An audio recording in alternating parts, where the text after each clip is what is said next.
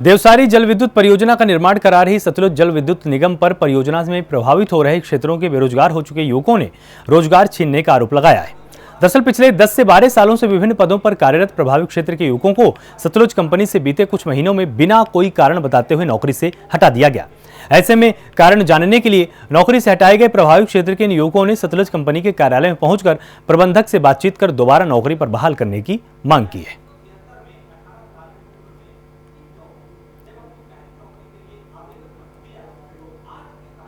परियोजना यहाँ पे 2006 में आई थी। 2008 से मैंने काम स्टार्ट किया है। मेरे पास 13 साल इस परियोजना में हो चुके हैं। और बात यह है कि हम इतने सालों से यहाँ पे प्रोजेक्ट में काम कर रहे हैं। प्रोजेक्ट में काम करने के बावजूद हमें जो है 29 मार्च 2021 को हमारे हाथ पर लेटर बतौर दिया जाता है कि बोला कल काम पे नहीं आइएगा, जबकि भारत सरकार का लॉ नियम ये बोलता है कि 1 महीने पहले का उसको लेटर दिया जाता है कि आपको अपना काम हम छोड़ने जा रहे हैं और आप जो इस काम को कल 1 महीने बाद आप इसको छोड़ोगे।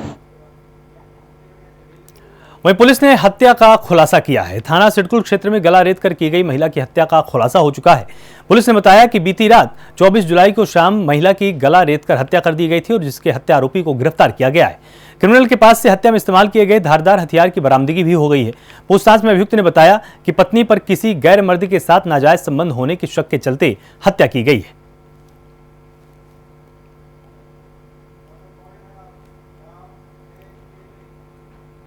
पौड़ी गढ़वाल में लैंसडाउन विधानसभा के घुरदेव गांव की एक विधवा महिला अपने 2 बच्चों के साथ पिछले 2 साल से जर्जर पंचायत भवन में रहने को मजबूर है। पंचायत भवन की स्थिति इतनी दयनीय है कि कभी भी वो गिर सकती है। वहीं मानसून के दौरान हो रही भारी बारिश के चलते कभी भी कोई अनहोनी हो सकती है। भले ही सरकार प्रधानमंत्री आवास योजना के नाम पर वाहवाही लूटती है, लेकिन कई बार गांव के सामाजिक कार्यकर्ताओं ने विधवा महिला को आवास देने की गुहार शासन प्रशासन से लगाई है, लेकिन अभी तक कोई मकान नहीं मिल सका है। इतना ही नहीं, स्थानीय लोगों ने इसकी गुहार कैबिनेट मंत्री सतपाल महाराज से भी की, फिर भी अभी तक कोई मकान की व्यवस्था नहीं हो पाई है। ऐसे में सरकार के दावे खोखले साबित होते हुए नजर आए।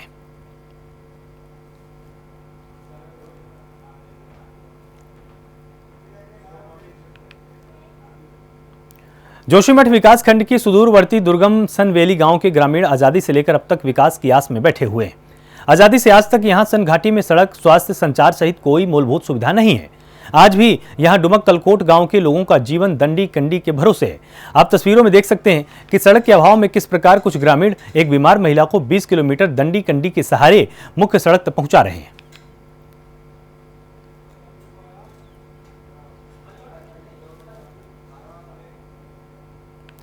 प्रदेश में 2022 के विधानसभा चुनाव को लेकर बीजेपी पूरी तरह से अपनी तैयारी में जुट गई है। सभी मंडलों में कार्य समिति की बैठक आयोजित की जा रही है, तो वहीं डोईवाला के जौली ग्रांट में नगर बीजेपी मंडल डोईवाला की कार्य समिति की बैठक का आयोजन किया गया है। बैठक में मुख्य अतिथि के रूप में डोईवाला के विधायक पूर्व सीएम त्रिवेंद्र सिंह रावत के साथ बीजेपी जिला अध्यक्ष शमशेर पुंडीर के साथ अन्य पदाधिकारी भी मौजूद रहे हैं। प्रदेश में आजकल चल रही है, इसी के तहत आज ये डोईवाला जो नगर मंडल है उसकी बैठक संपन्न हुई है। क्योंकि आजकल कोरोना काल चल रहा है, उसके कारण तमाम बाधाएं उत्पन्न हुई थी। तो सेवा के माध्यम से संगठन कैसे काम कर सकता है और 2022 का चुनाव है उसकी जो तैयारियां हैं, जो प्रारंभिक तैयारियां हैं, उसमें कार्यकर्ताओं की किस तरह की भूमिका रहने वाली है, क्या काम करने वाले हैं, इसके बारे में कार्यकर्ताओं को अवगत कराएंगे। प्रदेश की सरकार ने 1 अगस्त से क्लास 6वीं से 12वीं तक के सभी स्कूलों को खोलने का फैसला लिया है और ऐसे में सरकार की तरफ से शिक्षण संस्थानों को कोरोना प्रोटोकॉल सख्ती से लागू करने का निर्देश दिया गया। तो वहीं कांग्रेस के प्रदेश अध्यक्ष ने सरकार की तैयारियों पर सवाल उठाए हैं। गणेश गोदियाल ने कहा कि सरकार सिर्फ कागजी कामों पर तैयारी कर रही है, जबकि स्कूलों में ना तो प्रिंसिपल टीचरों के पास सैनिटाइजर है और ना ही अन्य संसाधनों के लिए बजट। ऐसे में सरकार बिना किसी तैयारी के अगर स्कूल खोलती है तो इसके परिणाम भयावह हो सकते हैं। से लेके ऊपर तक की सभी संस्थान 6 से 12 तक के inter college, high school, inter college और इसके अलावा जो हमारे हायर एजुकेशन के कॉलेज और मेडिकल कॉलेज वगैरह भी, सभी शिक्षण संस्थान 1 अगस्त से खोलने का सरकार ने निर्णय लिया। यानी उच्च शिक्षण संस्थान भी सब खुलेंगे? जी, सभी 6 से के ऊपर सारे जो शैक्षिक संस्थान उनको खोलने का निर्णय 1 अगस्त से सरकार ने लिया है। प्रदेश में वेंटिलेटर पर चल रही स्वास्थ्य सेवाओं को बेहतर करने के लिए धामी सरकार लगातार प्रयास कर रही है। यही वजह है कि अब स्वास्थ्य विभाग में स्टाफ की कमी को पूरा करने के लिए सरकार ने कमर कस ली है। स्वास्थ्य मंत्री डॉक्टर धन सिंह रावत ने बताया कि स्वास्थ्य विभाग में आगामी 4 महीनों में लगभग 7,000 नौकरियां दी जाएंगी। इसमें से 1,885 भर्तियां NHM में की जाएंगी।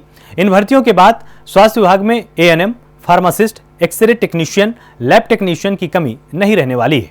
तो स्वास्थ्य विभाग में 7,000 भर्तियां की जाएंगी और स्टाफ की कमी को पूरा करने के लिए सरकार अब एक्टिव हो चुकी है। आपको बताएं कि 1,885 भर्तियां NHM में की जाएंगी। विभाग में लगभग हम 7,000 लोगों को नौकरी देने वाले हैं इन 3-4 महीने में।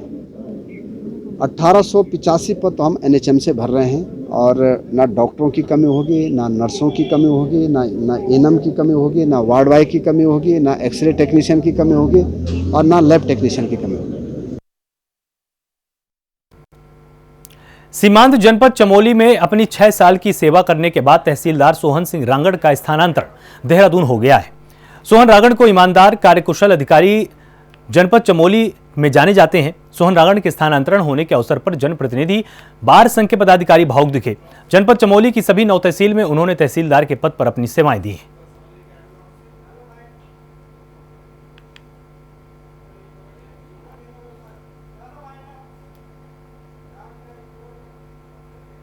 उत्तराखंड प्राइम में फिलहाल इतना ही। आप लगातार जुड़े रहिए प्राइम न्यूज के साथ। नमस्कार।